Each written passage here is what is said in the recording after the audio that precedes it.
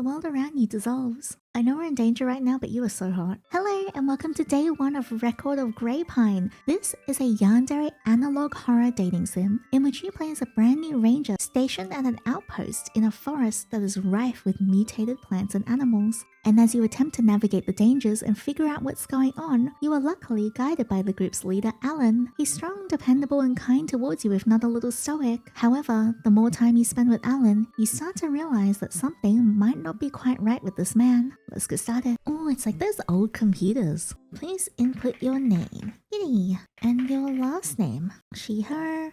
You're now logged in. Thank you for using our GPOS. You groan softly, stretching your upper body in exhaustion. After hours of mindless typing and inputting documents into the old OS system, your muscles ache in protest. Oh, I love a good forest wilderness setting. You arrive at Greypine National Park under the terms of a government placement program, escorted more by paperwork than people. It sits far from civilization. Its buildings worn down by weather and time rather than reinforced against threat. Radios cut in and out. Internet access is limited and unreliable. Some areas have no signal at all. Orientation is brief, procedural, and oddly gentle. You're shown where to sleep, where to clock in, and which trails are off limits without explanation. It's been a week, then another, and somehow you still don't have a proper role or position in the visitor center. Just tasks handed to whoever doesn't say no fast enough. Not to mention the way you've been sleeping. Fitful, restless, etc. A great way to start the day. And today marks the 16th anniversary of Greypine County's infamous missing children's care. Oh yeah, great. Exactly what I want to hear when I start my new job. Authorities once again stress that there is no evidence of foul play, despite renewed public interest. You ignore the broken radio for what feels like the 100th time. It's almost too serene. You close your eyes, inhaling the scent of pine and aged wood. Something that's probably been here for longer than you've been all... Oh god! Boo! No! You nearly fall off your chair. Clutching your chest, you jerk your head up, irritation flashing across your face. A small pout settles in as you glare at the culprit. Whoopsie, didn't think you'd be that startled. Standing far too close is one of your co-workers, Liam Braun, though he calls himself Lenny because it's cuter or something. He's dressed in his usual casual clothes, sweater threads sticking out everywhere. His bangs obscure his eyes, but you know that mischievous glint is there, fixed on your misery. Tilting his head a little, he leans in even closer before bursting out laughing. Aww, cute. Gosh, you're so adorable with that expression. I should have brought Benny's camera. From this distance, you catch the faint scent of herbs clinging to him. Right, don't you have work to do other than, jump scaring your co-workers? Liam hums as if you asked him something incredibly complex. As far as you remember, he's indoor staff, an informant, and occasionally a tour guide, though Greypine rarely gets visitors. So it's not unusual for this resident hippie to wander freely without a uniform. Not that he ever wears one anyway. Silly, look at the clock, it's lunchtime, unless you want dyspepsia. Really? You whip your head towards the wall clock, squinting as if it might be lying. The minute hand rests comfortably past noon. You hadn't realized how focused you were, wrestling with the ancient computer and all. So much for just one more file. Your stomach twists right on cue, deeply offended at being ignored. See? Told ya. He pushes himself off the counter, stretching dramatically. If you keep skipping meals, you're gonna pass out, then I'll get blamed. Tragic. Not to mention you need energy tonight, vaccine day and all. You know how Captain Cold is. You chuckle at the painfully cringy nickname. I doubt that. He complained more about that name than anything. Wow, no faith. He grins anyway. Come on, canned food waits for no one. If it's actually good, don't complain when it's free, you should be used to it by now. 1 week isn't enough for me. You shrug and push your chair back, the old legs screeching against the floor.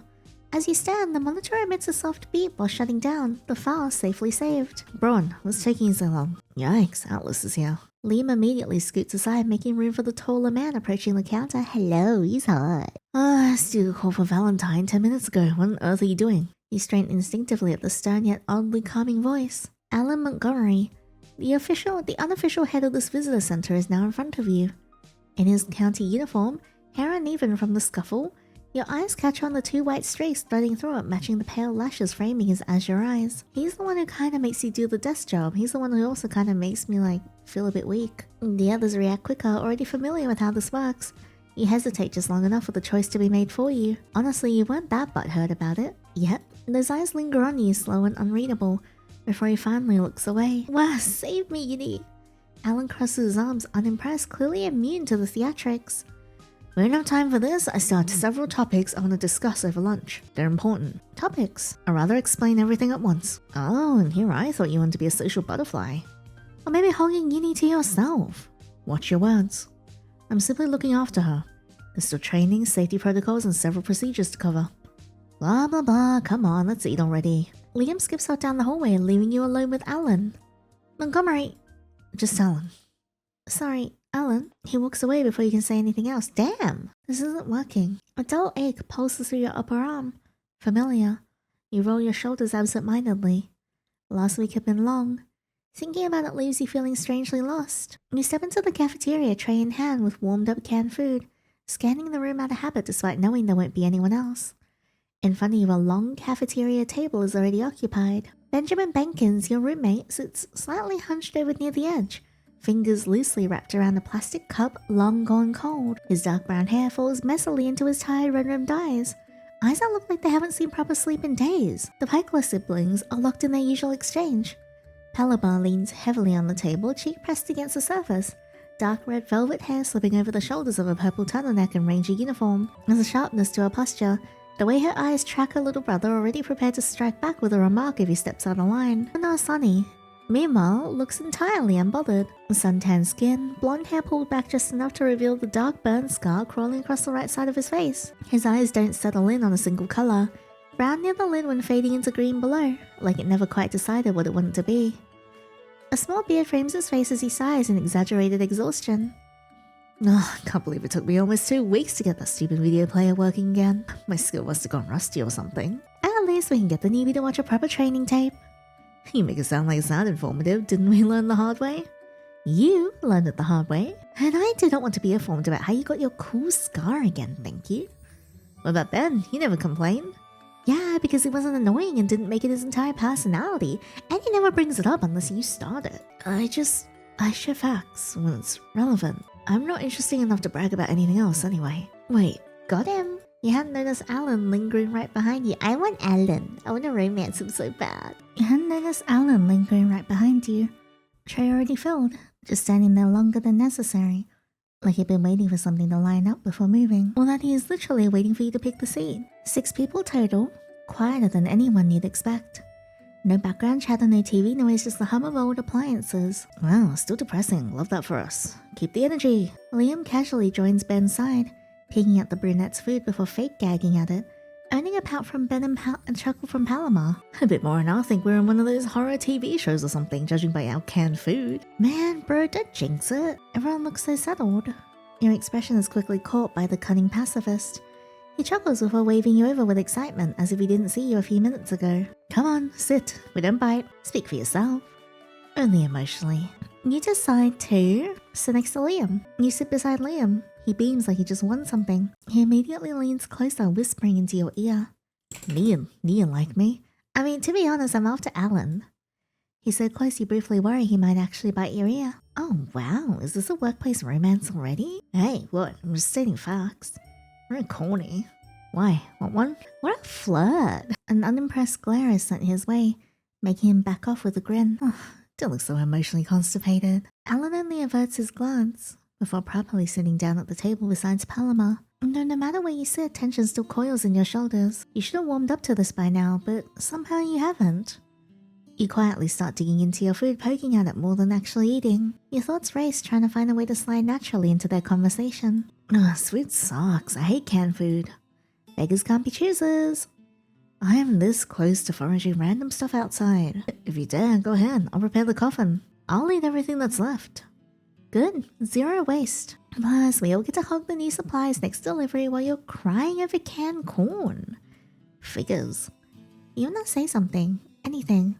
But your inner voice is already listing every possible way you'd embarrass yourself. Thankfully, Alan clears his throat. May I have everyone's attention? The sound alone is enough to snap everyone's attention back into place. You lift your gaze from your tray. Alan's expression is serious, eyes sharp as they sweep across the table before briefly settling on you. I know we already went through a lot this morning. Clearing trails, checking damage from yesterday's storm. But we have 2 main problems. First, the radio towers. One of them appears to have been cut an hour or 2 ago. Wait, what? On purpose? Even if the main tower is still standing, the relay may be fried. And even if the relay is fine, the main tower could have lost alignment. There are 2 radio towers. Liam shifts in his seat, already leaning forward before Alan can respond. Yeah, main tower northwest. Relay tower further northeast. Those things are older than a turtle. If one goes down, the other one usually follows. Normally, Alan and Sunny handle it, but after a storm like that, yeah, I can see why they want company. Alan clears his throat louder this time. Thank you for the interruption, Bron. Very informative. Love the sass, King. Then I'll join you, little brother. Could have been anyone, but oh well. Ah, shush. Next on the list, Benkins. You requested assistance. Yeah, I tried to clean up and recover what I could, but yesterday's storm was very sudden. It kind of trashed the whole garden. I think we'll need to start from scratch. Sounds like a job. Before Alan can respond, a voice cuts through the room. It echoes faintly from the direction of the front hall. Hello? Is anyone there? Hello? Honey, maybe they're busy. Don't shout. Oh, right. Sorry. Well, aren't I lucky today? Sorry, Benny. Looks like I'm getting company at the worst possible time. Might need a hand too. Who knows? Maybe it's a tourist group. Right after a storm. That's cold. That's odd. Hopefully they know camping isn't allowed. Then here's how we'll handle this. I'll head to the radio tower with the pikelers. That takes priority. Had to listen to you again. Benkins, continue salvaging what samples you can. We'll inform the state about the delay in sending the samples after the tower is fixed. Okay. Bron, you're not skipping this. And you, Valentine. You will not be idle. The room goes quiet. They're waiting for you to choose first. You decide to help Alan, because I want to romance him. Look at him, he's so cute. Love him. You never really had the chance to explore the park. Something about the forest keeps tugging at you. Helping them out there feels like killing 2 birds with 1 stone. You really do need some fresh air. And honestly, watching the forest rangers work sounds a lot more interesting than filing reports and answering radios. Wait, what did that say? The little bit of shaky text, it said, you didn't come here to feel like a problem. Interesting. Maybe you could try something new. Maybe get to know your stoic coworker better. And the 2 lively siblings that never seem to run out of energy. I want to go with you if that's okay. His eyes widen briefly before settling back into their usual calm. But his gaze lingers on you longer than necessary, as if he's reassessing something. Of course. I think it'd be better if we go in pairs rather than triple. We're already behind on fixing the tower. If we split up alone and someone gets hurt again, that's more time lost. Besides, you really look like you want to see what's in this park. Oh, so it was obvious. Heat creeps into your cheeks. Embarrassment curling in your chest. Sorry, I'll try not to get in the way. Before you can dwell on it further, Palomar slings an arm around your shoulders, pulling you close without warning. At the same time, Sunny reaches over and ruffles your hair into something that vaguely resembles a bird's nest. You are thinking too much. Love the energy you have, Neeby. Maybe in the future I might start calling you veteran instead. That just makes it sound old. It does. Liam speaks while already stepping backwards, boots scuffing against the ground. He's half turned, like he's barely reluctant to fully leave. His smile falters just a little, barely noticeable. Anyways, I'm going now. Not skipping my work, I swear. And I thought I'd get to spend time with Yinny. Well, too bad. Nearby, Ben offers you a small awkward smile. His eyes flick towards you, then quickly away. Me too. Good luck, guys. Return before dinner. I'll get everything heated up in advance. Oh, he's so sweet. Thank you, Benkins. We will. After a brief glance at Sunny, his eyes settle on you. I think I heard the VHS player is fixed. I should bring Valentine to check on it first. You blink. How did he even hear that from this far back? Wasn't he way behind you in that moment? No one else questions it though. Maybe he just has better hearing than most, or maybe he's not entirely human? I don't know, maybe he's something in disguise? Yeah, we've got some spare time anyway. No need to rush, right? Took too long, honestly. Sunny and I will be waiting outside then. And don't get too scared, newbie. It's kind of graphic. Don't exaggerate it. The siblings exchange a look.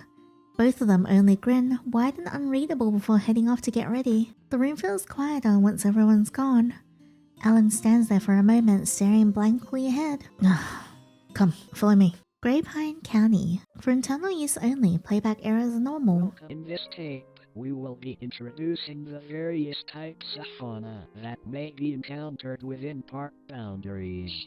This is scary. Documentation and reporting, The text-to-speech stuff is freaky. will be collectively referred to as derivatives. Classification first, established in 1981. Derivatives are organisms that originate from a known biological or environmental baseline, but have since diverged in form, function, or behavior. The cause of derivation remains unconfirmed and is currently under active research. If you encounter a suspected derivative outside of your assigned role or clearance level, contact Park Control immediately. Do not attempt independent handling or documentation. All derivatives are organized into 3 primary This has categories, as gotten way well as 3 scarier. danger levels. All staff assigned to Greypine National Park are required to receive the Derivative Exposure Vaccine, DEV, prior to Jeez. field deployment. The DEV is designed to reduce neurological side effects following derivative exposure, suppress abnormal sensory interference, What the delay hell? onset of derivative-induced paranoia and hallucinations. The vaccine does not prevent death. The vaccine does not guarantee immunity. 1 initial injection upon assignment, followed by weekly injections for 4 I wonder if the consecutive derivative weeks. stuff Then is booster widely known, shots are required every 6 or if months, it's just or hidden and immediately only the following Rangers and the government confirmed knows about it. exposure. Report immediately if you experience Oh my god. Please don't have a jump scare. I will Derivative cry. plants are flora that exhibit altered physical structures and biological functions Oh when great, it's compared got to holes their and eyes. baseline I love that. counterparts. 1 documented example is Oh berries, jeez. a known derivative of the raspberry baseline. Devil. Berries closely resemble edible berries in color, There is size, something wrong with and the growth tape. pattern. It keeps However, glitching. they are extremely toxic to humans and non-derivative animals. Oh my god. Consumption may result in Death? acute paranoia, loss of spatial awareness, progressive organ failure. Lovely. Ingestion will result in death. Precautions. Oh my god. Oh my god. This video is freaking me out. Derivative animals exhibit significant alterations in anatomy, cognition, and social behavior. 1 documented example is Oh the no. cannibin, also referred to as the caniher. Cannibins are solitary organisms. Unlike their baseline species, they display cannibalistic feeding behavior, Oh my god. consuming members of their own kind upon detection.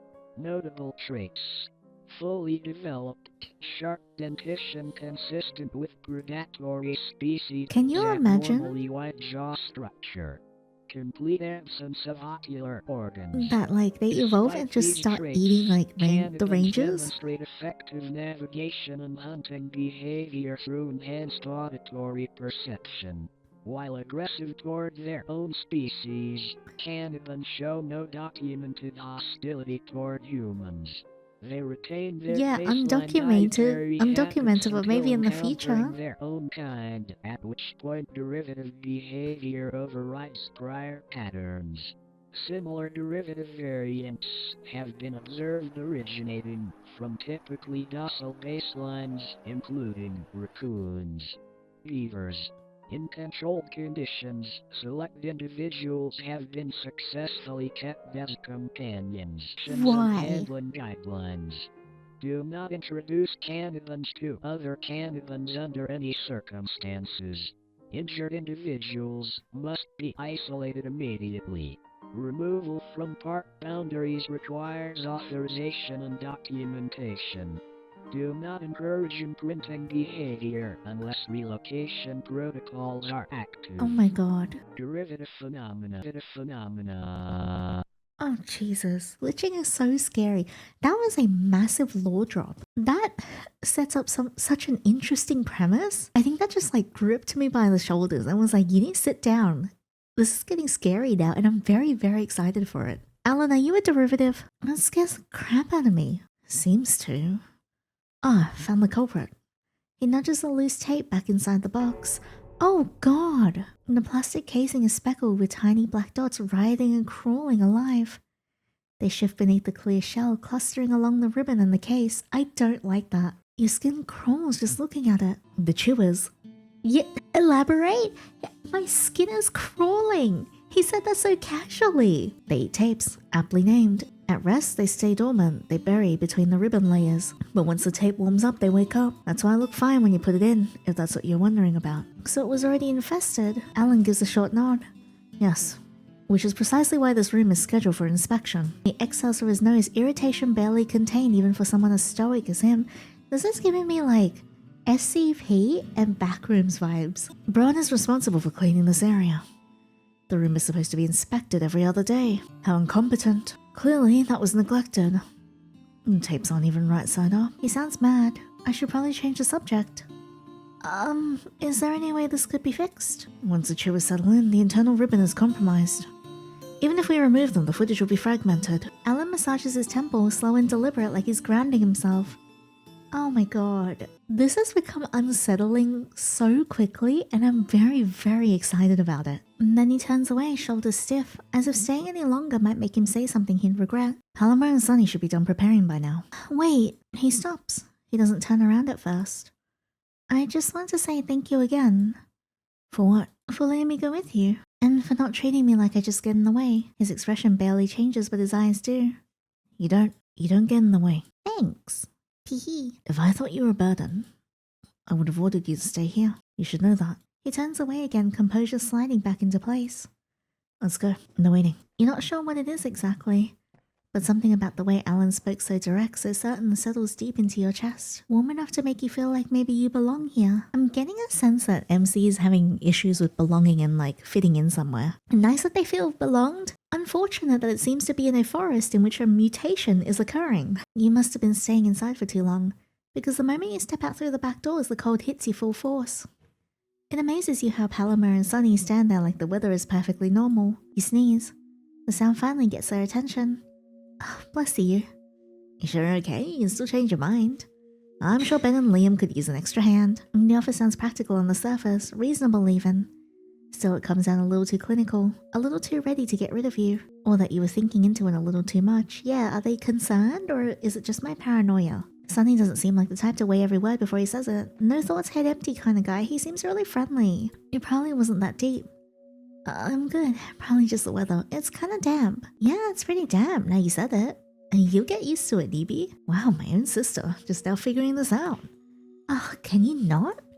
Try to behave for once. Look at Alan's face. Alan remains quiet, like a teacher waiting for their students to finally shut up. You all do. Check everything again. We're vaccinated. We've done this route a dozen times. No need for maps. Nothing out there is going to drop dead on us because we missed one checklist item. That clearly upsets Alan, at least a little. But his expression never changes save for a quiet glare. That attitude is exactly how people get hurt. Do the relay. I'll go with Valentine to the main tower. Whatever. Not cool, Sonny. We're not tourists wandering off trail. We know what we're dealing with. Don't say that. Don't say that. That is foreshadowing. You are going to die. It's just repetitive hearing that every time. Yep, but protocol's protocol for a reason. Safety protocols.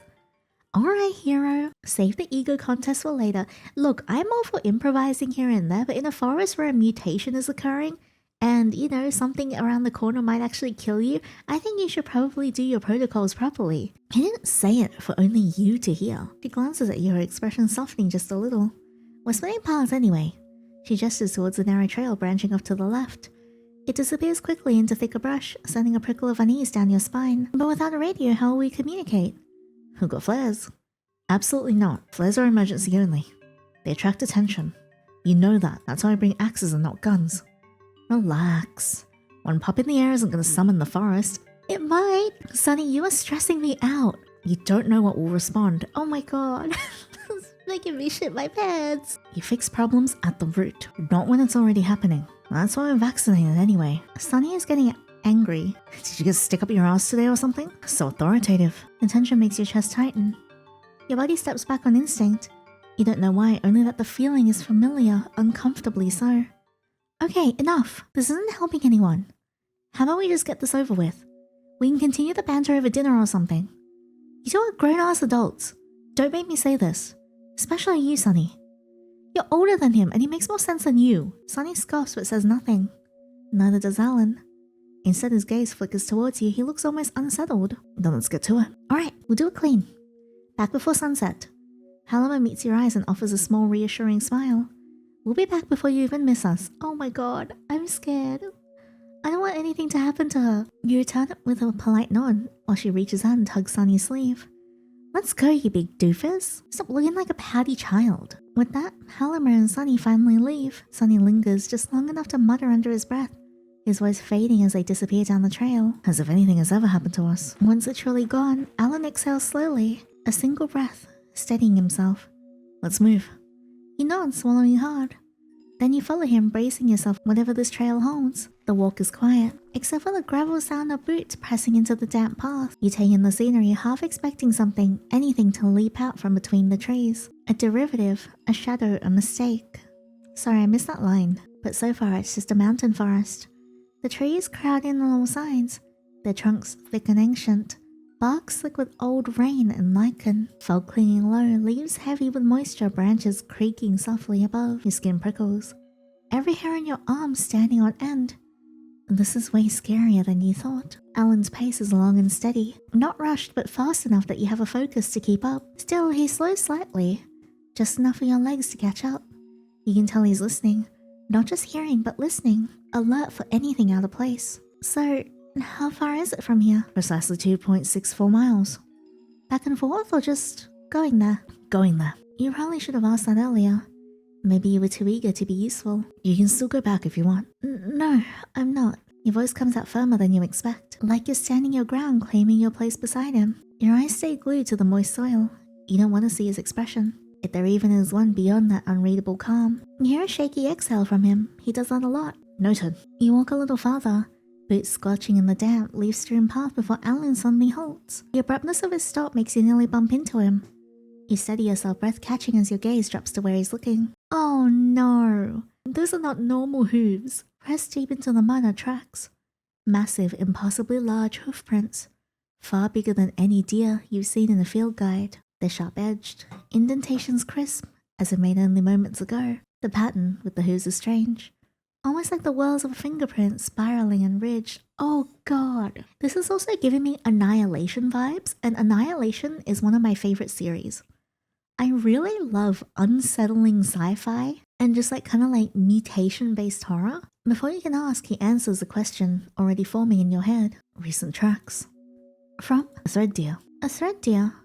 A derivative of deer. Its antlers grow like roots, like the one in the tape. Its structure resembles tightly packed threads, almost human-like eyes. Some say, oh, cool. I hope I never get to see. He moves again, but his hand doesn't leave the axe at his belt. You can hear your own heartbeat in your ears. Every instinct urging you to scan the shadows, to listen for a branch snapping or a breath that isn't your own. You can hear your own heartbeat in your ears. Every instinct urging you to scan the shadows, to listen for a branch snapping or a breath that isn't your own. I can't tell if you're lucky or unlucky. Why? Category 2. So, medium. It's only classified as Category 2 due to lack of data. Oh, great, cool, lovely. Rare sightings and low encounter rate. You clutch your bag a little tighter. You want to ask a dozen questions but only one came out. What does it do? It can unthread its antlers. Oh, neat. Use the fibers like wire, which they are sharp enough to slice through predators. You nod, trying to steady your breathing. The forest feels suddenly enormous, every sound magnified. And then what do? We can keep going. He gestures subtly towards the trail. Its tracks veer off path. It should likely have moved elsewhere. You relax just a bit. It won't attack unless startled. It shouldn't. And if anything happens, I'll get you out. The words land so suddenly that you almost miss them. You're not sure you heard Alan right. It throws you off, leaving your thoughts scrambling to keep in pace with your heart. Alan turns away to continue walking.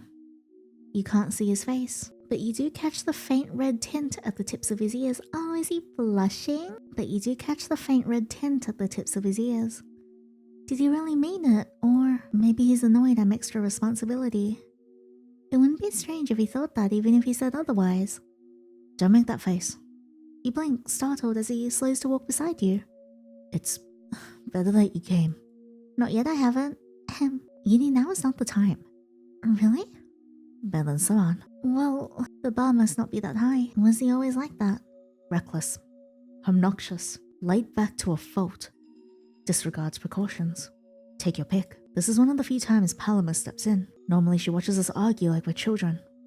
My guess is, she didn't want you seeing bad examples. I see. The air between you feels thinner somehow. For a moment, neither of you say anything. You thought the conversation was over. Do you think he was making sense earlier? You glanced at him, searching for the reason behind the abrupt shift. But Alan's expression is already composed. Focus on the path ahead. Though the question hangs heavily in the air. Did Sunny make sense earlier? Well, we're siding with Alan, because we want his cookie, so, yeah. No, he was being reckless. No, he was being reckless. Freedom doesn't mean ignoring consequences. That's what I've been trying to explain. Risk isn't bravery. It's a calculation. Sometimes you forget that other people pay for the outcome. I don't enjoy being the strict one, where someone has to think ahead. I'm glad you see that. Smile comes as quickly as it disappeared. You never saw him quirk his lip in the slightest, not once. But it's not like you're brave enough to bring it up again. Might as well be your imagination. The conversation tapers off naturally. Neither of you argue any further. The gravel under your shoes fills the space instead. It's not uncomfortable. Oh, he's so gorgeous. I should say something. I don't want it to go quiet again. You wonder if he's still thinking about what you said. Talk to him about himself. You want to know about me? You nod, patiently waiting for his reaction or lack thereof. You sense that he's hesitating to say anything. You quickly backpedal on your curiosity. I'm sorry, I shouldn't have said that. That must have made you uncomfortable. No, it's fine. I was just thinking about what I should tell you without being too specific. Maybe, what do you enjoy or like? I like animals in general. And they are something we must protect. And with derivatives being a thing, of course, derivatives hunting also becomes one of the problems. Why would people hunt them, I wonder? Aren't they dangerous? Is that why you became a forest ranger? Let's go with that. Your attention drifts again. You didn't mean to stare. You really didn't. You lean closer before you can stop yourself. His lashes really are white. And so are the red marks around the bottoms of his eyes. But the white streak practically glows against the darker strands. He's very pretty. Are you a derivative? And his lashes, they're pale too, making his eyes look sharper. Were you extremely stressed at some point? What? I mean, I heard hair can turn white from stress.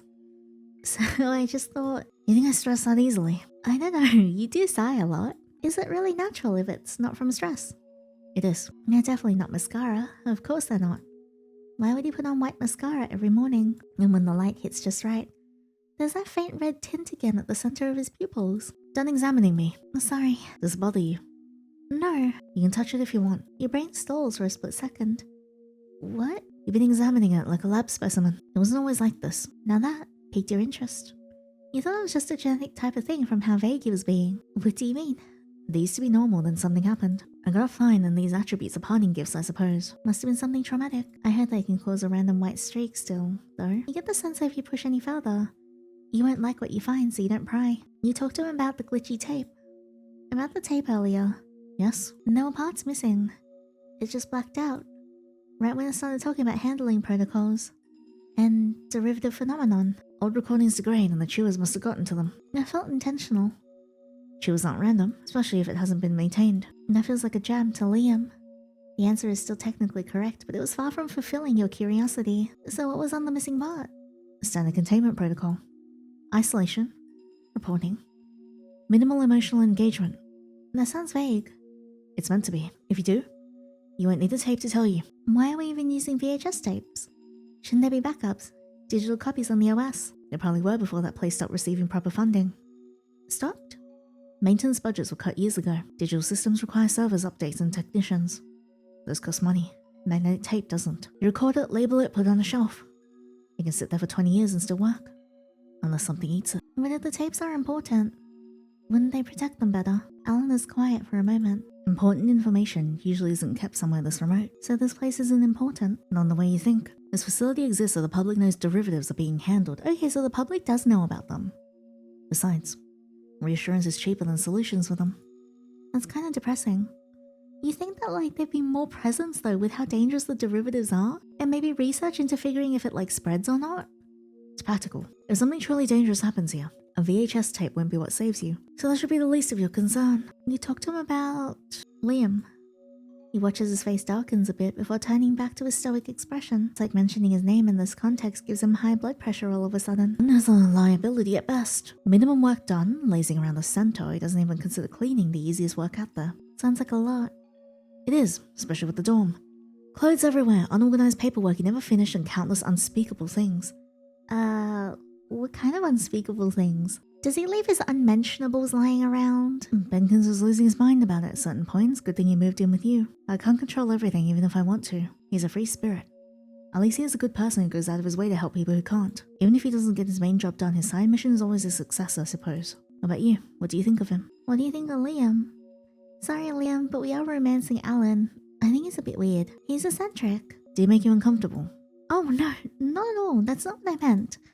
He's kinda quirky. Flirty. Not sure how to put it. Alan side-eyes you as if he knows you aren't really being straightforward. Liam doesn't always understand boundaries. Just let me know if he bothers you, including unnecessary nicknames he might give. It sounds personal. Understatement, there have been countless nicknames other than Captain Cold. So Atlas is okay. Alan halts upon hearing that from your mouth. If it's you, then it's fine. Aww. Your initial thought is that he's angry about hearing you call him that, but then he suddenly resumes walking faster than before. Maybe he's uncomfortable.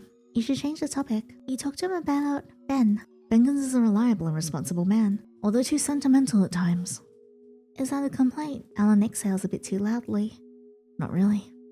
But that makes him push himself too harshly, like he's punishing himself. I try to make sure he eats and rests properly, and he has been improving. I hope it stays like that. I want to count on you to assist him if you can, vice versa. Of course I will. That means I am trustworthy. You do sound a bit like him now.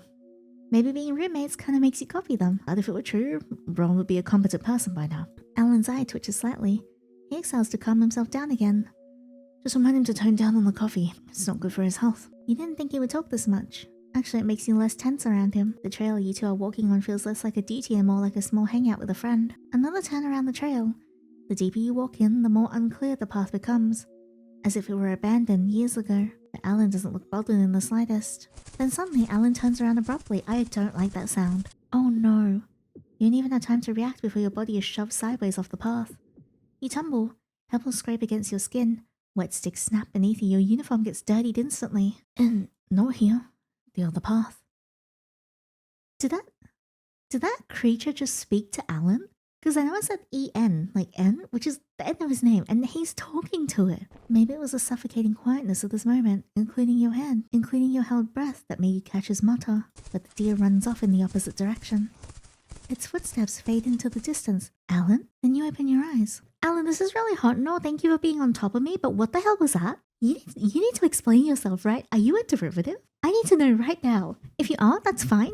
That might actually be kind of hot if you could show me what you do, but like, I need to know. Oh, that caught me off guard so bad. I love when playing like a horror story and there's like a sinking, sickening realization of something as you read, which was just that. It's great. Sorry, you stare into each other's eyes. The world around you dissolves. I know we're in danger right now, but you are so hot. All you see is him. His gaze oddly affectionate. Though it lasts only a second, Alan quickly pulls away, standing up and looking elsewhere, visibly agitated. He holds his hand out for you to take it, and take it I will in more ways than one. You did as he pulled yourself up. His hand is softer than it looks. Sorry. It's okay.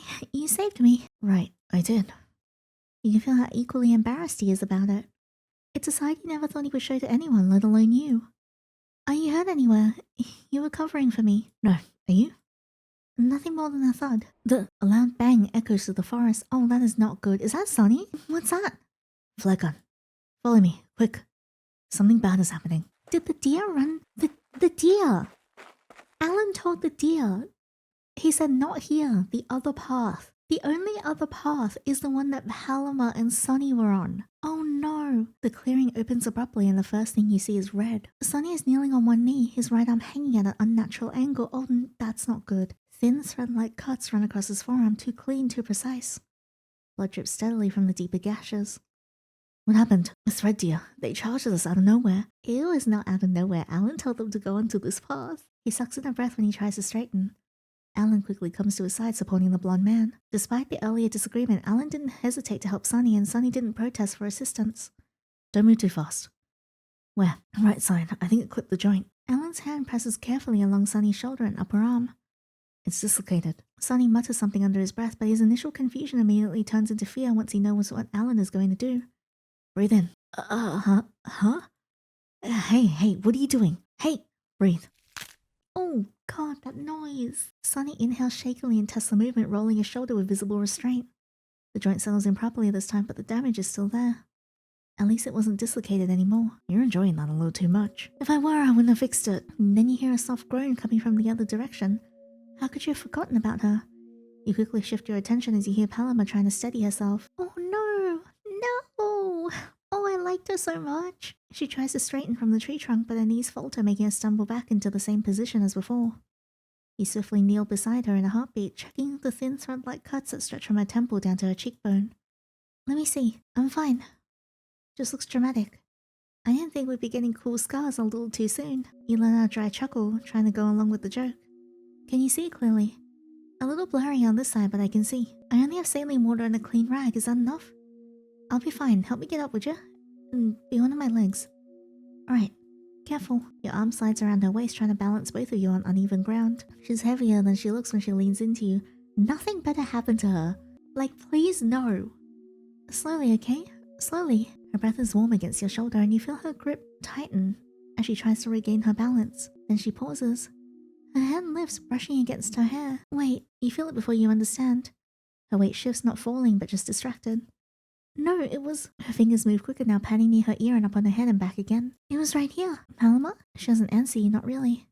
Her eyes flicker down to the ground, mud, leaves, and dark patches of something that isn't just the dirt. For a second, her grip on you tightens just slightly, then she exhales. Never mind. You meet her eyes and offer a gentle, reassuring smile. Oh, she's missing her little floral hair clip. She returns one just as quickly. Behind you, Alan finishes inspecting Sunny's arm. Can you walk? Yeah. He takes one confident step forward and his knees buckle. But the moment his weight shifts, his injured shoulder jerks and he hisses through his teeth. Alan reacts instantly, catching and supporting Sunny in time. He slides his arm properly under Sunny's good side, steadying him the way you're steadying Paloma. I had that. You didn't? Paloma, let Valentine support you properly. Don't make this worse by being stubborn. Are you my dad or something? Whatever. Sunny glances over briefly towards Paloma. You good? Well, I'm standing, aren't I? It's not what I asked. Acknowledge your little brother's love, would ya? Yeah. Ask me if I'm good when you were the one who pushed me out of the way into the tree. And getting more injuries for yourself, dumbass. Enough. If you collapse out here, we wouldn't have time or resources to deal with that. We're leaving now. With you stumbling with Paloma back inside the building, each of your heartbeats feels excruciatingly painful in your chest. You're never used to this. Seeing your friend being hurt also indirectly hurts you. It's like you feel their pain through yourself. Emergency! Liam! Ben! Your voice cracks. You didn't mean for it to sound that desperate. Ben nearly collides with you when he rushes inside. You lower Paloma onto the wooden bench, your hands trembling against her shoulders. She gives you a faint, apologetic smile as if she's the one inconveniencing you. What happened? Liam follows right behind him, already scanning Paloma's injuries like he's assessing terrain. Holy shit. I'll get water and clean cloth. Lenny, you should go get the medkit. You step inside. Your fingers still curl like they're holding onto something even after you've let go. You keep replaying it. It was supposed to just be another short trail when you fixed all the radio towers and everything went back to normal, like how last week should have been. Following suit are Sunny and Alan. Sunny's weight is leaning hard into him, boots dragging unevenly across the wooden floor. He guides Sunny down firmly but carefully, lowering him onto the wooden bench. What happened out there? Thread deer. Thread deer? Is that possible? They weren't wandering, they were hunting too. Liam returns at the medkit, sliding it across the table towards you without thinking. What? Isn't that thing like ultra rare? The movement snaps you out of whatever spiral you're falling into. Right, do something. You make your way to Sunny, dropping beside Alan without waiting to be told. Your fingers flip the glass open, pulling out gauze, antiseptic, and compression wrap. I'll clean it. Oh, that looks so painful. Alan doesn't argue. He shifts slightly, giving you access to Sunny's arm while he's still keeping him steady. Your hands tremble for half a second before you press clean gauze against the worst of it. Sunny sucks in a breath through his teeth. Ow, okay, gentle. I am being gentle. Alan's hand adjusts Sunny's wrist slightly, stabilizing the arm so you can work. Angle it down. You follow his instructions immediately. The saline runs clear at first and then pink. Then red, not really your favorite color. Don't think about it, just do it. You wrap the bandage snug around Sunny's forearm, overlapping clean layers over the deeper lacerations. Your fingers brush against Alan's. For a second when you reach for the tape, neither of you comment on it. Well, that's sweet and all, but yeah, no time to be flirting. Did you notice how domestic you two are right now? Domestic? Alan releases his grip once he's sure the bandages are secure. Yeah, very. We've been married for 5 years and argue about groceries energy. You're the one who keeps arguing with him though. Yeah, maybe you two are the domestic ones. Relax, I'm complimenting the teamwork. Lighten up, bud. What actually happened out there before we came? Sunny exhales through his nose, his face furrows, having to recall what happened. We're halfway down the ridge and the radio tower was in sight. It was oddly quiet, we can hear our breathing, you know? So I made a dumb joke about horror movies because that's what you do when it's too quiet. Then we heard it, the galloping. It didn't charge straight. It moved to the side, like it knew where we were going to move. You imagine along with the thought. It was quite scary just to think about it. Does it normally do that? No, yeah, that's what I thought. So yeah, I fired the flare, yeah, without checking how many were present. Because one was already mid-lunge. Look, I don't have the luxury of hesitating. Who would be responsible if she gets hurt? The government? You? Yes, if something happens under my watch, I am responsible. Which is why you do not escalate blind. You draw the attention of one, you risk provoking the rest. Your flare-forced movement. It is an emergency. What the hell am I supposed to do then? How would I even get the hell out of that situation without using the damn flare gun? You want me to calculate angles or something sprinting at us? You want me to pause and politely scan the perimeter while Palomar's about to get gutted? You talk like as if there's always time. Like everything can be controlled if we just follow the damn manual close enough. You feel yourself getting goosebumps from his voice. It makes you taken aback how mad Sonny is right now. You weren't the ones standing in front of it. You weren't the ones hearing it split gravel under its hooves. You think I like reacting? You think I don't know what could have gone worse? Oh god. Everything went quiet around the three of you for a long while, the kind that feels stretched too tight. Before Alan lets out a long exhale. Leadership is not about emotion. It's about control. And if you lose control every time something lunges at you, then you become the second hazard in the situation. Second hazard. Yes, because your impulse doesn't just affect you. It affects everyone standing near you. You don't get to decide in the panic what risks everyone has to take. And you don't get to act like you've done better from a distance. I said you're done. This is not a playground. So Pikeless. If you're still goofing around like a liability you can't tell when to stop, you can leave. I need some time to cool off. Oh, that was bad. You don't know why, but the silence that filled the room now is unnerving. You really ought to go follow after him now. You become painfully aware of your own breathing. Ben avoids looking at anyone. Liam rubs the back of his neck, muttering under his breath. Paloma exhales slowly, leaning back and resting on the edge of the table. Sonny doesn't move at first. His eyes stay fixed on the floor. The bravado from earlier drains away in pieces. He takes everything too damn personally. He flexes his bandaged arm once, before awkwardly glancing at you with an almost shy gaze. Man, I'm bad at this. Go after him. He's probably at the porch. And tell him I'd do it again. Well, isn't that convenient? You're expected to go after him. He meant to say he physically can't apologize. Yeah, that, apologize or whatever. He scratches the back of his neck with his injured hand, gaze darting away, pride warring visibly with something softer. I'm not saying I was wrong. I'm just saying he looked like he was about to implode. Don't let him think I was being reckless. I knew what I was aiming at, of course I do. The door closes softly behind you, the sound muffled by the hush of night. The air outside is crisp, carrying the faint scent of rain-soaked earth and pine from earlier in the day. Alan stands near the wooden railing, one hand gripping the wood, the other rested under his chin. I knew you would come. You wonder what it would be like to reach out. To rest your hand over his and share in the weight he's carrying, even if just for a moment. He finally exhales, still not looking at you. Say it. Whatever you're about to say. You say, you did the right thing. I do think I'm doing the right thing. Not in an egotistical kind of way too. I calculate the risks, outcomes, consequences. If I let things slide when someone gets hurt, if I intervene, then someone gets upset. I can deal with being disliked. What I can't deal with is being irresponsible. But sometimes I wonder if the delivery ruins the intention. The way I say things makes them heavier than they need to be. My face doesn't respond the way it should. Because you're a derivative, right? And you don't know how to really control your emotions? What do you mean? Expressions. They don't come naturally. I think them.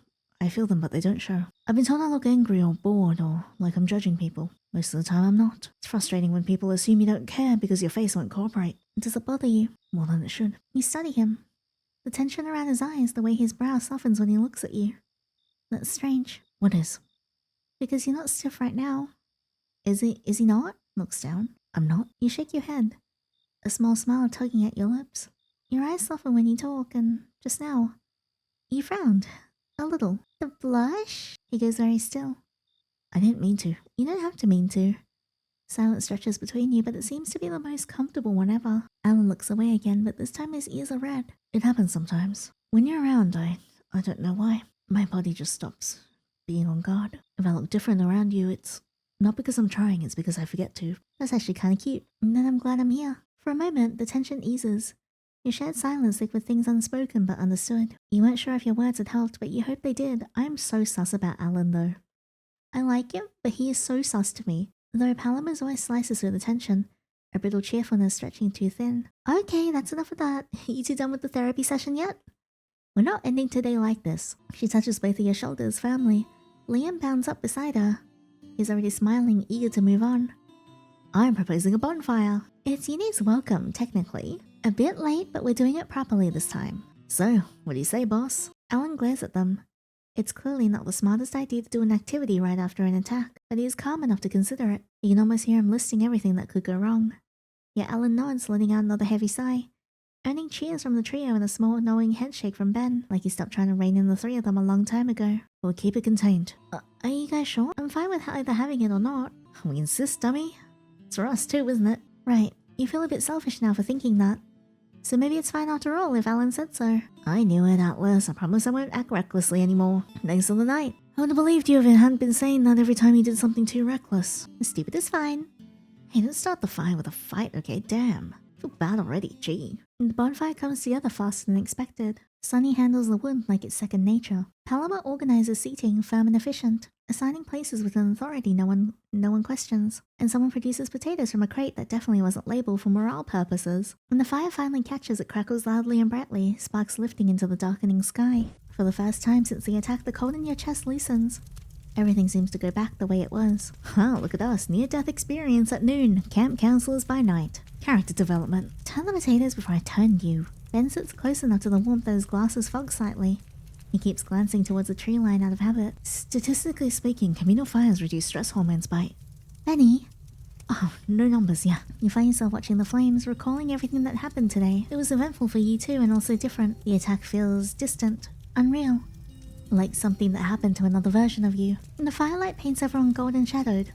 The forest beyond remains dark but less suffocating. Alrighty, time for the tradition. She reaches into one of the supply crates and pulls out a small bundle of paper, making you raise your eyebrows. I thought I escaped paperwork for the day. Either this is for something really wholesome or that I'm writing in my will. Or I'm writing my will. Sure, if you want to die embarrassed. What tradition? We've never done this. We used to do it when we were kids. Why don't we implement it here? Right, a therapeutic thing. Is this like some sort of symbolic processing? A coping ritual or... Sorry, that probably sounded clinical. It's burning things so they stop living in your head. She passes you a small square of paper and a pen. Fear, regret, or whatever. Something you want gone? Write that thing down. You look back at your paper. What do you want gone? The feeling that I don't belong here. It comes out before you can soften it. Like you slipped into a seat meant for someone else and no one's noticed yet. You feel a small sense of relief after writing it down. You look at the piece of paper you've written. It feels absurdly light. Like whatever you write won't weigh enough to matter. You look over to your left where Liam immediately hunches over his, shielding it dramatically. Privacy is essential to the artistic process. He can't even spell essential. Oh, shut up. You glance to your right. Alan hasn't said anything, but he has already finished writing his. He notices your gaze, but he doesn't seem to mind or care. He doesn't shield the paper either. Everyone done? We're doing it together on 3. Why does this suddenly feel ritualistic? 1, 2, 3. 6 hands move forward at once, releasing thin squares of paper into the heart of the fire. For a split second, they hover mid-air, suspended in the orange glow before the flames rise eagerly to claim them. The paper darkens almost immediately, the edges curling inward, ink lines bleeding and distorting as the heat begins to erase what was written. You watch yours fast, watch it blacken like the others. But it seems like Alan's is catching the flame differently. You catch a glimpse of it for a second, and then the paper collapses inward, completely breaking apart into ash. Halima exhales loudly, clapping her hands together once as if dispelling the lingering quiet. Alright, now our emotional purification is complete. We are absolutely not purified though. Speak for yourself. Before the atmosphere can sink too deeply into whatever that moment almost became, Halima turns to one of the supply crates, rummaging with suspicious enthusiasm. That grin always meant trouble. You especially don't have a say in this, Sunny. She pulls out a small wooden box and flips it open with dramatic flair. The scent hits you before the sight does, wild in a way that feels slightly untamed. And it's Ferris Age time! Not again. Nah, you and Liam never tried it. Trust me, you two would love it. Maybe one for Guinea? Still a no. Oh, I hate alcohol. Yuck. I'm sticking to burnt potatoes tonight. I thought we shouldn't eat or drink anything from around here. Isn't it risky? And against the protocols? Hun, we've had these since forever. Tiny amounts at times, it's fine. Besides, we got the vaccine backing us up. All good. Technically, the vaccine reduces exposure risk under moderate intake conditions, assuming... Oh, shut up, Benny boy, or I'll force a glass down your throat. Sorry. Honestly, feels like a reason you want to get drunk. Why not? After all of this, right? And the same as always, Alan. Thank you. You're welcome. Your jaw hangs when he casually agrees to drink. Him out of all people. What about the earlier drama? Or was he just trying to fit into the current mood too? Like, forget about the bad stuff and just enjoy things. He didn't just think he'd be the only one drinking out of everyone here. The more you learn. After Paloma pours the eccentric liquid, he takes the glass she offers without hesitation. Look at that, even the captain's in. See, if he can do it, so can you. Another glass she pours is extended towards you now. Your pressure builds character. You unconsciously glance towards Alan again. Your tolerance. Alright, I will drink it this time. Just one, okay? That's the spirit. She quickly shoves the glass full to the brim with the liquor into your hands. You take one last deep breath and swallow it all in one go, earning a cheer. It tastes like fruit punch, surprisingly. You initially thought it wouldn't hit that bad. Well, it didn't take long for it to suddenly slam into you like that. That's the face. You respond with, "This is strong." There it is. Liam dramatically fans your face. "We lost her. First casualty." It's supposed to hit like that. You shift slightly where you're sitting, suddenly aware of how loose your limbs feel. I think we shouldn't give her that before. Nonsense. Before what? Another attack? You laugh. You think you do. But the sound feels delayed, like your body is catching up to your mind. Everyone would have believed you if you told them this is your first time drinking. You feel almost cheated, like why hadn't you tried this before? Your joyous energy and laughter catches everyone off guard. You look carefree and relaxed, unlike what you've been for the last week. Oh wow, wasted completely. Absolutely gone, that's crazy. Paloma waves a hand dismissively before taking another sip of her own drink. Finally, Yinny's just relaxing for once. Well, that's a lot of relaxing. Ben looks mildly concerned, but there's a hint of amusement in his voice as he watches you. You okay? You nod immediately, maybe a little too immediately, if you say so. The movement makes the world tilt slightly to the left. You blink at the campfire as if it personally betrayed you. So why is that fire moving? I mean, it's got flames. Don't bully her. Hey, how many fingers am I holding up? You squint in his hand. Did he always have this many fingers? 7? Sorry, I don't know. You lean forward slightly, resting your elbows on your knees. Your limbs feel loose, light, almost floaty. The warmth of the fire feels really nice. Really, really nice. You should probably stand up. You're not sure why, it just seems important. You push yourself to your feet. The ground shifts a little under you. Oh, there it is. Whoa there! You take one step forward. The second step is questionable. You sway slightly. You also suddenly have the strong urge to say something very important. I think I was going to... Yinny. Alan's voice cuts through the noise like a clean line through fog. You hadn't even noticed him. He's standing just beyond the edge of the firelight, his expression calm but sharp as his eyes settle on you. For a moment, no one else speaks. You blink at him. Oh, Alan! You smile at him a little too brightly. You're too blurred to even see anyone's face clearly.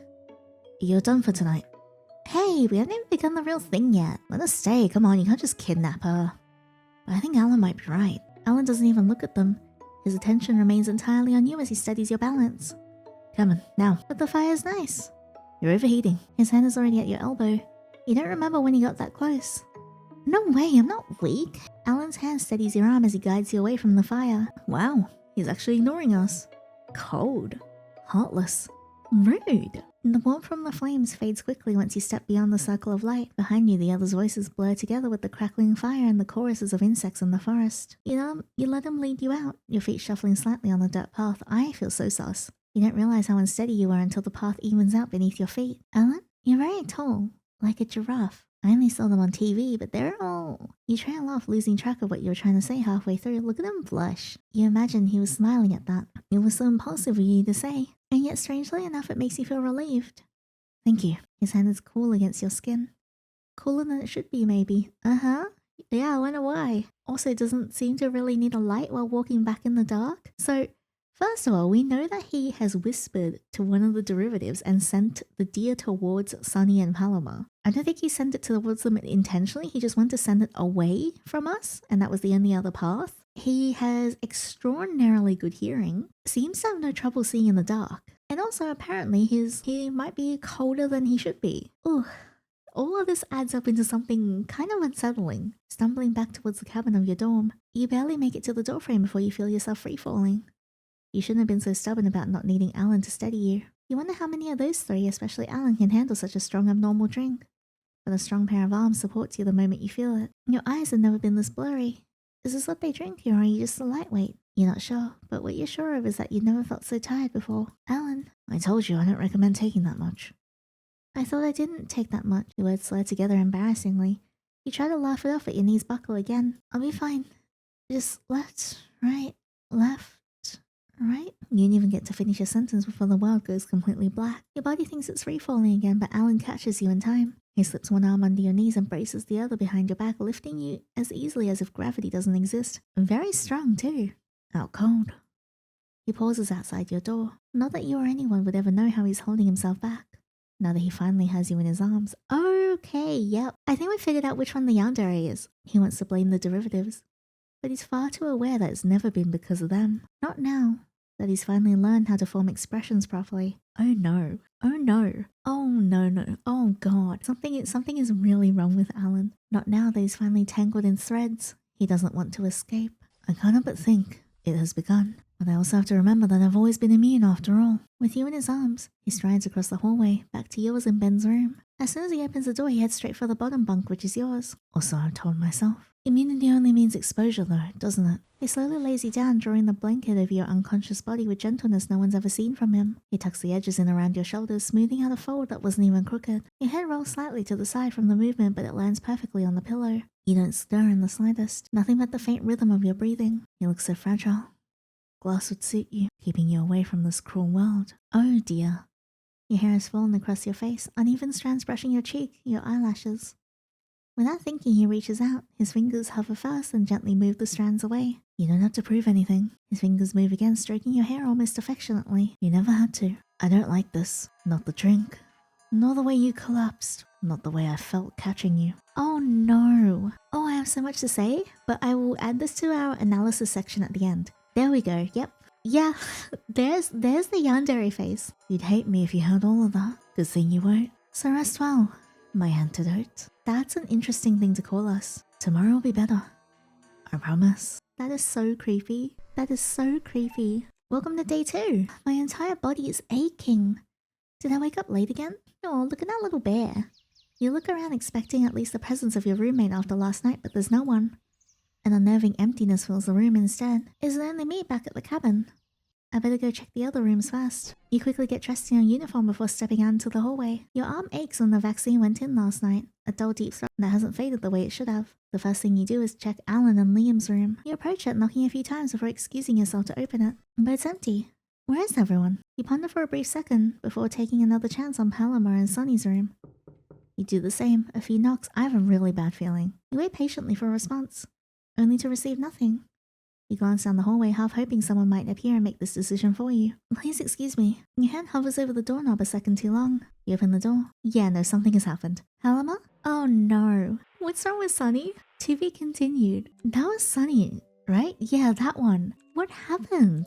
Alright, there's a couple more things I want to check out first, before we dive into chatting about the game itself. So let's go back here and don't drink. She tilts her head back and downs the entire glass herself, then slams the empty cup onto the crate with dramatic flair. You're lost, honestly. Offer stands though, whenever you feel brave. I'll keep that in mind. Waste not, Right, what a legend. Alright, vaccine time for you. You doing it? Yeah. Who else here's held a needle on purpose? You just drank. You just drank too? Your face is the one that's getting red. Oh please, it's barely been a minute. I'll do it. You watch him disappear into the darkness between the trees, the building door creaking faintly when it opens and shutting again behind him. For a moment, the fire feels louder without him there, the crackling wood and the quiet rustle of the forest filling the space he left behind. Sonny wastes no time pouring himself another splash. He really walked off mid-campfire to grab medical supplies. Honestly, that's so on brand. Alice carries responsibility like it's a hobby. Dude barely sleeps, patrols half the forest by himself, and still remembers everyone's stupid protocol rules. He's very thorough. That's a nice way to say intense. That's a nice way to say irresponsible. I mean, you gotta admit though, he's scary when he wants to be. We're just lucky he's not aiming at us right now. Yeah, no, terrifying, genuinely. I was gonna say efficient. He's also the reason we're all still alive, including your stupid ass, Sonny. Yeah, no, I know. Still, he flicks a twig into the fire, watching as it catches and glances over at you. Must be nice having someone like that always hovering around. Always watching out for you, You weren't sure if he was trying to jab at you or just making a statement. You jealous? Of what? Of the attention, obviously. Please. If I want that kind of babysitting, I'd fake a sprained ankle. Oh, you so would. What? I'm just a little guy. Barely taller than you, Paloma. We don't talk about height here, it's forbidden. You don't really know when or how Alan returned with the vaccine. Next moment, he's already kneeling beside the crate. He unlocks the case with a quiet click. Inside the vase, it neatly arranged. Before he can take one, Paloma leans forward and snatches it from his hand. Thank you. Careful. Relax, Alan. She turns a while between her fingers while glancing at you.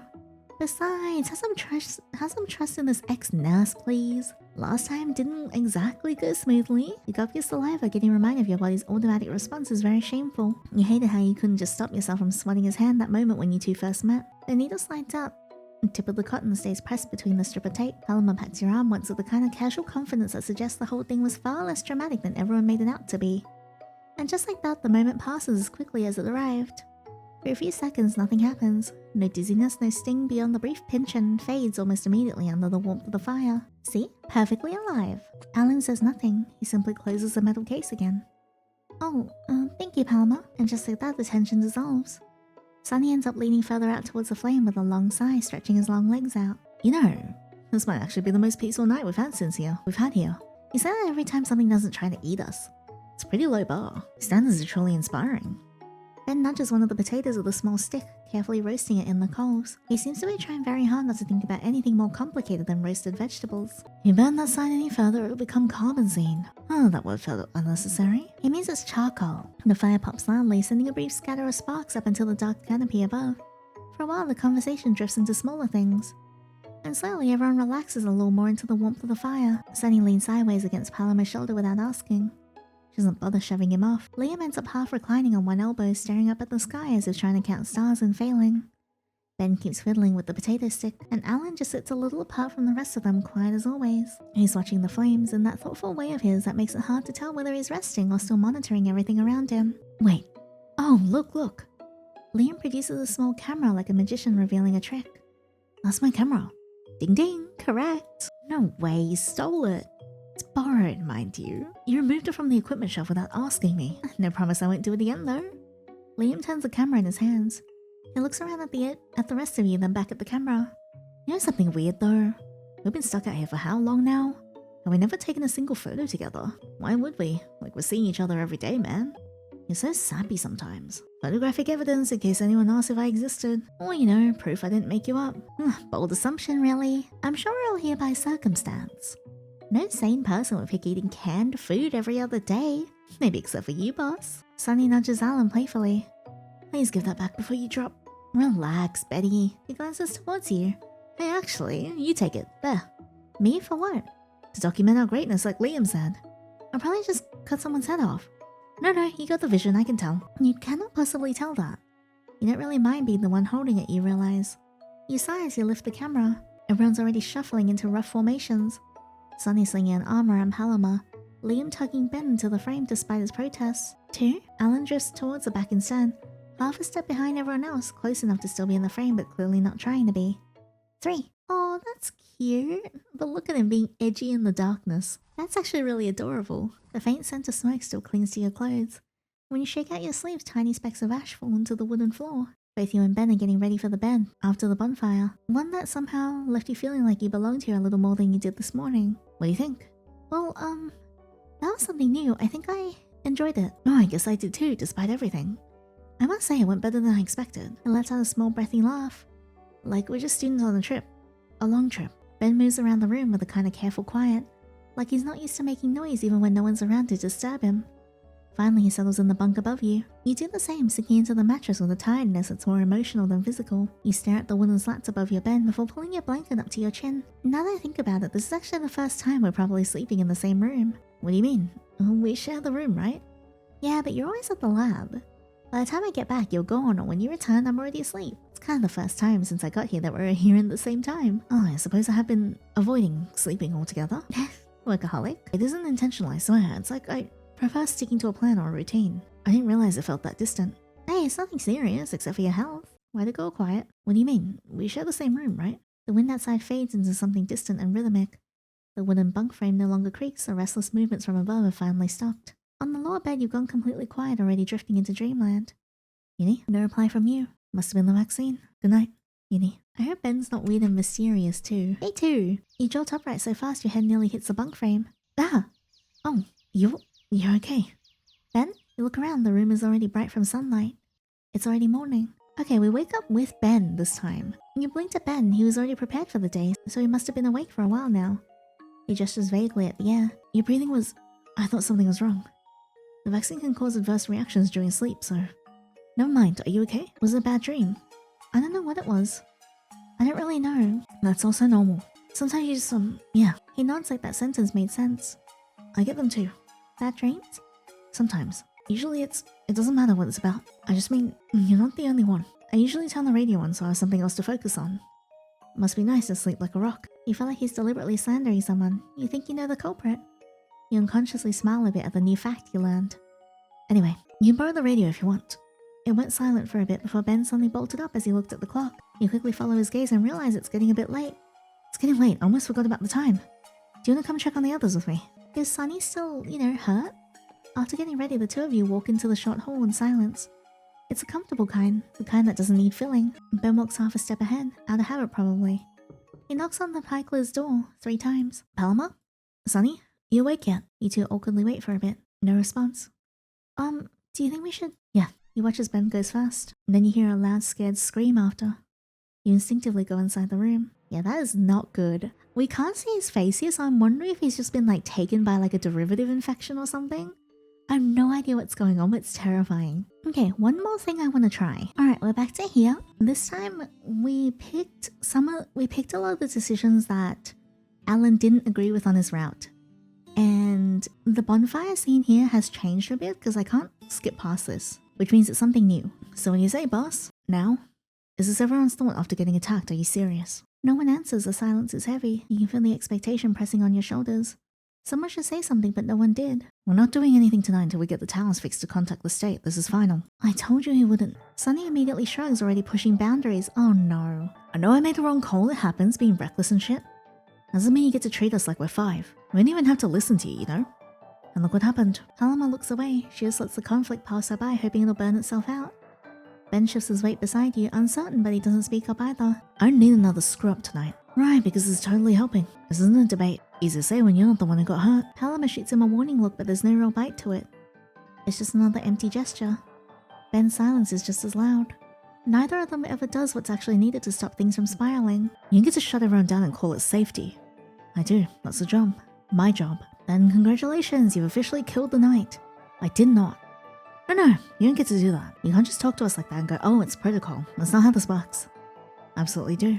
That's why I don't trust you in the slightest, Sohan. One of the worst examples. Sunny laughs again. He glances sideways towards you. Then something shifts in his expression like he just put something together. That's what this is. It's not even about the tower, is it? Alan doesn't answer. You think we're all idiots or something, right? Why don't you just keep eating your cabin all night then? Oh, I mean, I'd love for that to happen, but I don't think this is the time. Walk her through the orientation nice and slow. That actually sounds kind of hard, but again, I don't think this is the time. That's what this is, right?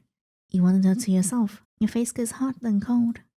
Something in your chest folds in on itself. I mean, we could have been having fun, relaxing instead of whatever this is between you and Yinny. Ben looks aghast.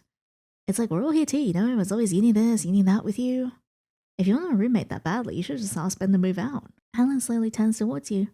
It's an expression you've never seen on him. Are we doing this now? Using me for an argument this petty? You step back without thinking. And that's all it takes. You don't know why, but something with those implications from Liam makes you want to turn invisible. Defend yourself. You're too mature for this, right? And you're free to choose whether you want to be here or not. It takes you a couple of seconds before you let out a shaky sigh, instead forcing your emotions back down your throat. You don't even look at their faces. It's as if they don't even have one. I've been here a week. Maybe I don't get a say, fine. But this, what you're doing right now, I'm not doing this. Figure it out without me. You didn't even realize that you're running out of there. Ben calling out your name, which has never sounded so distant before. Liam's words just trigger all the wrong responses in you. It makes you feel so disgusting. It makes you feel like an object. Maybe you are sensitive, but Liam's not being able to read the room antics didn't help either. Are you some sort of trophy to be owned? Your throat tightens. I don't like that we're running into the dark forest at night. You don't want to be protected like that. You don't want to be anything like that, not again. You run until midway to the path to your cabin. But since it is now fully dark, you realize you can't see anything. You fumble around and try getting the flashlight you had, only to, of course, drop it. You never liked the dark, it's scary. Valentine! You hear your name, but it feels distant, muffled by the pounding of your heart and the roar of your own thoughts. Your chest is tight, breath shallow, you can't tell if you're angry, embarrassed, or just exposed. Why are you here really? To recover or to make it worse? I wonder what happened in our past. Valentine! You stumble to a halt, legs suddenly too heavy to move. Hot tears sting your eyes before you realize you're crying. The world around you blurs, the rough bark of the trees. Alan's silhouette approaches through the dark. You hate being seen like this. You hate that you can't just disappear. Please, look at me. Snap out of it. You flinch when you feel a pair of hands, warm and steady, coming to rest on your face. Alan's palms ground you, his thumbs brushing away the tears as if they could erase everything that came before. Your eyes squeeze shut, but it's useless. Your small hiccuping sobs fill the silent forest, echoing out into the night. You want to apologize, to explain. But there are no words for the ache in your chest or the way your thoughts spiral. Don't cry now. His voice is gentle, softer than you've ever heard it. His thumb carefully wipes another tear from your cheek. Oh, look at him. His eyes are so pretty. I'm here. Look at me. There's nothing to be afraid of. When you finally meet his gaze, you find only softness in his azure eyes. His hands remain cupping your face, steady and warm. You cling to the sound of his voice like a lifeline. When you finally manage to meet his gaze, you expect disappointment or frustration. Instead, you find only softness in his azure eyes, a quiet unspoken promise that you're not alone. His hands remain cupping your face with a gentleness you never thought possible from him. For a moment, time stills. Then, as if remembering himself, he lets go, stepping back to put that careful distance between you again. A moment passes before Alan finally steps back. I'm sorry for their words, I don't mean it. It was them trying to get to me by using you. Alan has looked more like a saint than he does now. It makes you feel so unreasonably worse. I'm sorry. No, stop. Let's leave this behind. Alan picks up your fallen flashlight and turns it on, lighting the dark path again. How could he see so well? I wonder why. It's almost like he might not be entirely human. Let's go to the cabin. Think about them later. It's dark and unsafe for a clear discussion. Now you feel a little bit better, but a lot more anxious at the same time. With Alan accompanying you back to the cabin, you safely make it to your room. I'll be back. We still have the vaccine to go through, alright? You nod silently before sitting down at the desk, staring at the wooden wall in front of you. Thinking about everything that happened today, you unconsciously let out a small sigh. You can't help but think that things could have gone better. You mentally prepare yourself again. Alan returns a moment later, a small case tucked under one arm. Inside, you can make out the glint of a vial and a fresh needle still sealed. He sets the case down beside you, watching it, unlatching it with slow practiced movements. I'll be as gentle as I can. Give me a signal if you're not okay. Your hands find the edge of your seat instead, knuckles paling as you grip it. The needle pierces your skin, you don't quite manage to hide the flinch. You're doing alright. Almost done. Alan's soothing voice actually helps this time. Maybe because the first time he gave it to you, you did so well. You don't remember feeling this sleepy or dizzy after the vaccine before. Maybe it's because it's a second dose, or maybe it's different type, or maybe it's because of the crying. But right now, you never felt this tired before. Thank you, Alan. You stand up from the chair before sitting down on the mattress. As soon as your head touches the pillow, fatigue rushes through your body and mind. The bed and pillow had never felt this soft before. It almost feels like they're luring you to sleep with a lullaby of their own. It feels strangely peaceful. You think you're gonna blink once and say goodnight to him, but your eyelids are already too heavy to lift, then everything fades to black. Don't thank me. His fingers brush your hair away from your face, slow and reverent. He smooths it down once. For several minutes, he simply stands there and watches you. Yeah, Alan's an actual, straight up freak. The rise and fall of your chest, the way your hair spreads across the pillow, the quiet sounds that escape your parted lips. There, so much better when you're not fighting it. When I'm not fighting what? Am I getting like a derivative mutation? That's how you're supposed to look. The sap mixed with it works well, doesn't it? All that fatigue, gone. His fingers twitch with the urge.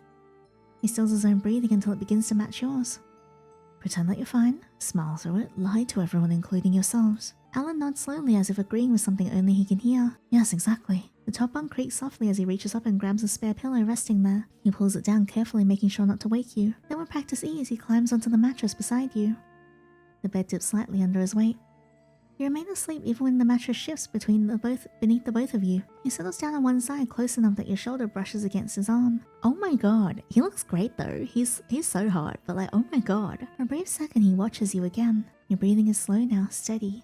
He's so pretty. Alan adjusts the pillow beneath his head. He lies there comfortably, as if this was the most natural thing in the world. They calm down when someone else decides for them. His hand slides down, smoothing the blanket over your shoulder, tucking it closer than necessary. You don't like choices. They make you anxious, confused. That's why you freeze. And when others do the same, it's irrational, irritating. A bonfire right after getting attacked. That's idiotic.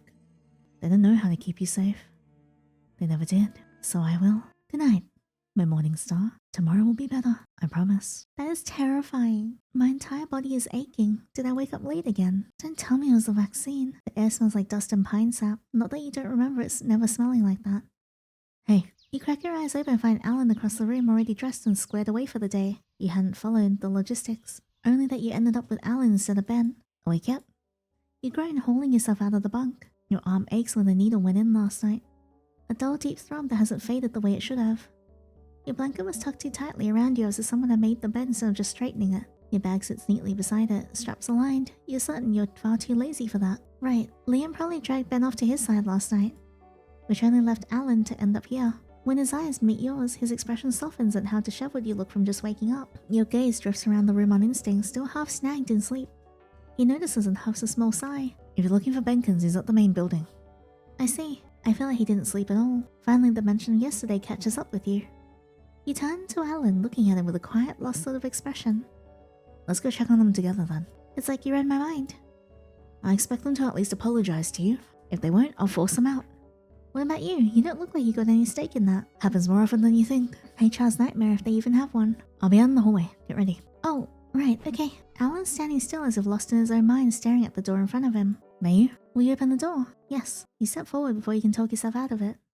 Your hand finds the doorknob. It's colder than it should be. You knock on the pikeless door 3 times. Paloma? Sonny? Are you awake yet? No response.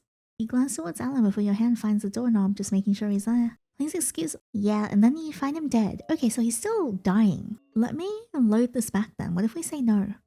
Alan doesn't argue. Understandable. He opens the door himself and steps in. No knock, no hesitation. Then immediately retreats, angling his body to block your view. Stay there. Whatever Alan's trying to shield you from. Some part of you needs to know more than it needs to be spared.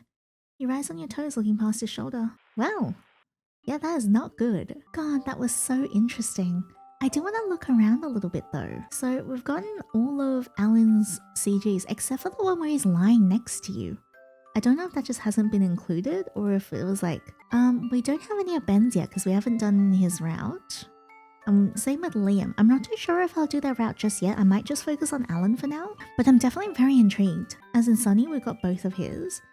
And Paloma, we've only got the one, so there must be a one that appears in another route. And in here, we have some stuff about Ferrosage, Nilroot, Morning Stars, Derivative African Lily, and also the Devil's Berries. We've got the 3 entries of the animals that we learned, and Phenomenal. Seems like this page has been deliberately torn off. Interesting. But yeah, we don't have the other image for Alan. But yeah, so that is my playthrough of day 1 of Record of Greypine. I hope you guys enjoyed that. I love a good wilderness horror story, especially one that combines like a strange mutation or like a mutagen. I think that sets up a lot of potential for body horror and other like very terrifying things. One of the things I really like about mutagen based horror is that there's something comforting in knowing that, you know, nature is the way that it's supposed to be. You know, when you see a rabbit, you know it's a rabbit. When you see a deer, you know it's a deer.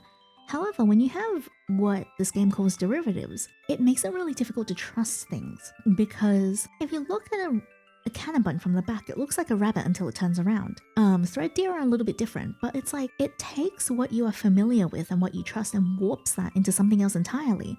So you become antsy and paranoid with many different things. Because who knows if the cannibons won't mutate again and suddenly, you know, develop a taste for human meat and stuff. Like, we don't know that. There's a lot of paranoia instilled in the story for the main character, but also as a player yourself. Because you're constantly plagued by what ifs. What if the mutagen changes? What if the derivative occurs again? What if something else happens? So it automatically makes you very cagey, mistrustful, and deliberate with your decisions, which is something I really like about stuff like this. I think it makes for a very good gameplay experience, which I'm very keen to see more of. Let's talk about Alan for a second. I genuinely think Alan, either he is a derivative or that he is something that is more intrinsically entwined with the entire phenomenon itself. Because he's gone very far to hide I'm assuming it was him that tore the page out of the book, hide the phenomenon section. But also he mentioned something about how it was never really the derivatives' fault, so that hints at a deeper understanding of what the derivatives are and where that originates from. And that's a very curious thing to think about. Not to mention that Alan definitely seems like some sort of derivative, because one, he can speak to the derivatives. He's told the deer, not here, other path, when it was charging at you, which by then it switched paths to Sonny and Paloma's path. He can hear from very far away, which you experience in the cabin in the common route. He can also see in the dark very, very well. Not to mention, he's also quite strong because he just picks you up without a care in the world. And also his body temperature is that you noted that it was quite cool to the touch, cooler than normal. All of these things, along with his hair and his eyelashes, which he said, you know, it wasn't always like that, but it happened one day, point to the fact that there is high potential that he is a derivative human. But then the confusing thing is that he mentions that he's always been immune to it. So I think we definitely need a little bit more context in future chapters of the game before we can actually figure this out and paint a picture of it. I do really like it. One thing that I am, I guess, assessing about his Yandere behavior and Yandere tendencies is that Alan's obsession towards you, I think he views you as a sort of lifeline, a different way to live life compared to what he's always known. I get the sense that he isn't entirely happy with like who he is. I don't think he's like happy or unhappy, but he's always been neutral. So imagine always seeing the world in grey, like you're just okay with it, that's all you've ever known. So, you know, not having proper emotions, like not really feeling things strongly. But then you come along and you change his worldview in a way. And in the sense that you can kind of compare, you know, going back to that earlier example I said, imagine seeing everything in grey, but then someone so important comes along and interacts with you and suddenly everything you see is in color. It's like that kind of monumental change. That I feel like that is the effect that you have had on Alan's life, right? Because he mentions feeling those sorts of emotions with you and saying that he slips up and has expressions when he's with you. I think that's a very big thing for him. He also mentions that, like, you know, he doesn't want anything to happen to you or anything to change. Not now when he's only just learned how to express facial expressions. And then he calls you his antidote. And then in another ending, he also calls you his morning star. So he's definitely sees you as some sort of savior, something to cling to, something that he needs to protect and hold on to because you've become very important to him. It's kind of almost like he views you as the key to another pathway in life. And I think with love stemming from that, it can be quite scary. I think it has the potential to develop into something very obsessive and terrifying. Now that he's essentially gotten the taste of Eden, why would he ever let it go? That's kind of the vibe that I'm getting, and I'm really excited to see where this goes. Anyways, the writing I thought was very enjoyable, very fun. The horror is definitely atmospheric and creeps up on you. I love how there wasn't an excessive use of jump scares or anything at all. It was just a slow atmospheric horror that slowly built over time, made you question everything around you, and I think that's a really brilliant way to establish a scene and establish a setting. Absolutely loved how the developer did that. The art as well is gorgeous. All the characters are also really intriguing as well. I found myself, even though I was only romancing Alan, everyone's personalities were so distinct and so, I guess, like magnetic to me, that I just really wanted to protect everybody and get to know everyone. So I think that's a massive credit to how wonderful the developer is at characterizing their OCs and also writing the game in a whole. So I really enjoyed that. Anyways, enough yapping from me. I would also love to hear your theories down in the comments below if you guys have any. But thank you so much for being here. If you guys would like to check this game out for yourself, I have linked it in the description box below. And if you would like to support me, my Patreon is in the description box below as well. Supporting me monetarily is never mandatory, but just very appreciated. Anyway, thank you so much again, and until next time, take care.